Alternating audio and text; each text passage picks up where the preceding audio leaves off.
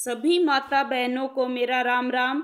मैं आपको हिंदू धर्म के चैत्र नवरात्रे के पहले नवरात्रे की कथा सुनाती हूँ। सुनिए।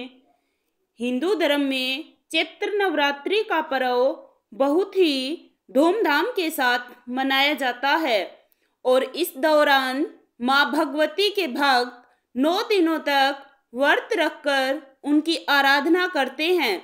नवरात्रि के व्रत को बहुत ही फलदायी भी माना गया है, क्योंकि यदि माँ भगवती अपने भक्तों से प्रसन्न हो जाए तो उनकी सभी मनोकामनाएं पूरी करती है।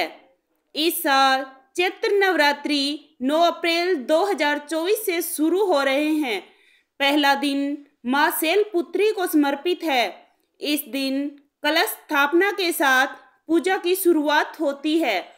आइए जानते हैं माँ शैलपुत्री की पूजा विधि और उनसे जुड़ी कथा। ऐसे करें माँ शैलपुत्री का पूजन। माँ दुर्गा के 9 स्वरूपों में सबसे पहला स्वरूप माँ शैलपुत्री का है और नवरात्रि के पहले दिन इनका विधि विधान से पूजन किया जाता है। इस दिन पीले रंग के कपड़े पहनना शुभ माना गया है। धर्म ग्रंथों के अनुसार माँ शैलपुत्री की सवारी बैल है। उनके दाएं हाथ में त्रिशूल है और बाएं हाथ में कमल का फूल विराजमान है। माँ शैलपुत्री को सौम्या, स्नेह और धैर्य की देवी कहा जाता है। नवरात्रि के पहले दिन सुबह स्नान आदि कर स्वच्छ वस्त्र धारण कर फिर मंदिर के पास चौकी लगाए। एक चौकी पर लाल रंग का कपड़ा बिछाकर कलश स्थापना करें। इसके बाद माता रानी को तिलक लगाए और फल फूल अर्पित करें। माँ शैलपुत्री का सफेद रंग के फूल अर्पित करना शुभ माना जाता है। इसके बाद घी का दीपक और धूप बत्ती जलाएं। फिर दुर्गा चालीसा का पाठ करें और आरती पढ़ें। दिन भर व्रत करने के बाद शाम को पूजा करें और व्रत का पारण करें। ध्यान रखें कि नवरात्रि के व्रत में अन्न का सेवन वर्जित माना गया है। माँ शैलपुत्री की कथा सुनिए।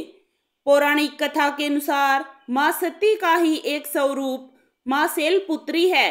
एक बार देवी सती के पिता प्रजापति दक्ष ने यज्ञ का आयोजन किया और इस यज्ञ में सभी देवी देवताओं को निमंत्रण भेजा, लेकिन भगवान शिव को यज्ञ का निमंत्रण नहीं भेजा गया, जिससे माँ सती बहुत दुखी हुई और भगवान शिव के मना करने के बाद भी पिता के यज्ञ में पहुंच गई।